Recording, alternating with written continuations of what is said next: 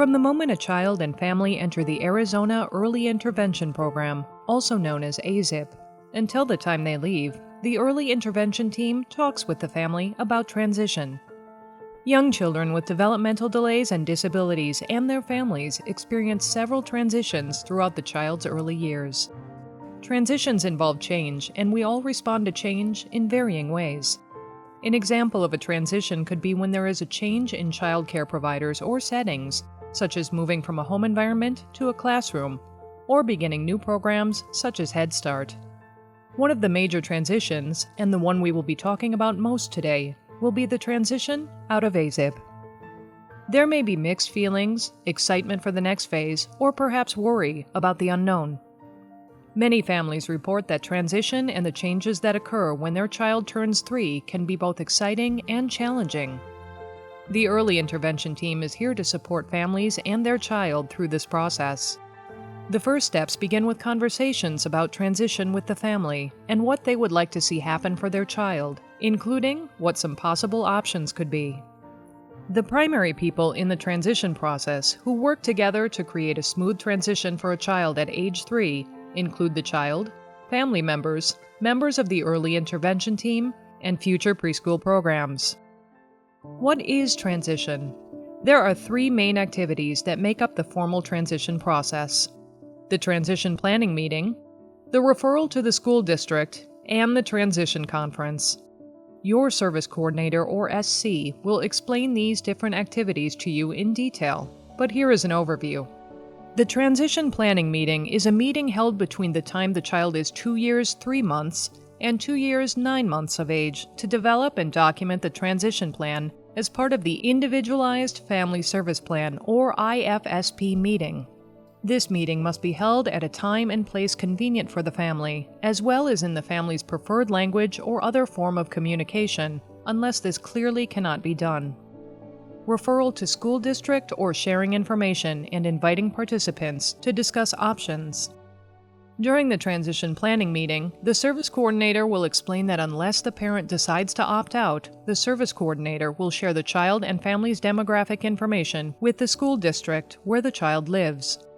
If the parent agrees to this referral, the SC will get written permission from the parent to share additional information with the school and/or other programs that interest the family, such as medical records, evaluation reports, and the IFSP, along with other information that may help the school or other programs get a clear picture of the child's needs. The transition conference is a meeting arranged and facilitated by the service coordinator, which should include any programs the family is interested in, such as special education preschool, Head Start, and/or community preschools, along with the early intervention service providers and the family.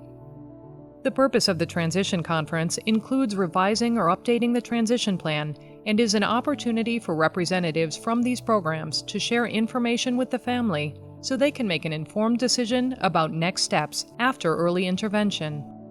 This meeting is optional, meaning families can choose whether or not they want to have one. What to expect during transition. The transition planning meeting.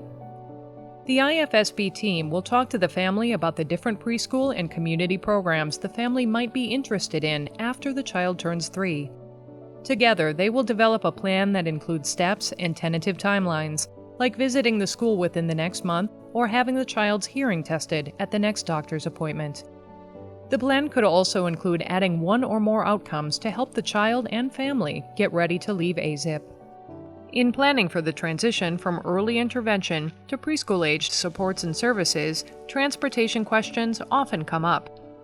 The transition planning meeting could include activities to help familiarize children and families to activities such as riding the bus so that they feel comfortable by the time school starts. Transition conference and beyond. The service coordinator coordinates a meeting at a time and place that is agreed upon by the team. At this meeting will be the parent or parents, representatives from the school district, any other programs identified by the parent, any advocates or family members the parent would like to have with them, and the IFSP team. The school and each program present will provide information about their programs.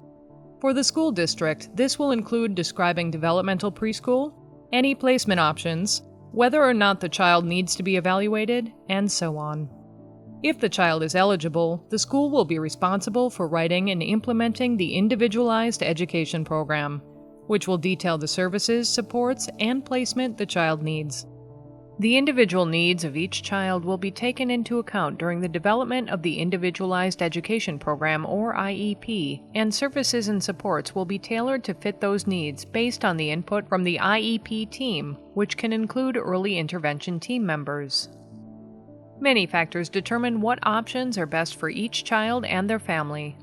The school has the obligation to offer a free, appropriate public education, enabling the child to access challenging yet attainable learning goals alongside their typically developing peers. The local Head Start or other programs may also provide something that fits into the family's life more comfortably.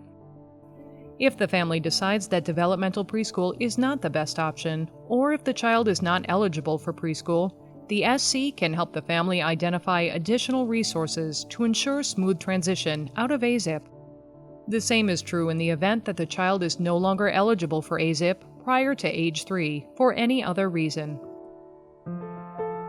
In closing, your service coordinator and AzEIP team are there to guide you through the transition process and provide you with the resources and information you need to ensure a smooth transition out of AzEIP, and that you feel prepared to take the next steps that are right for your child and family.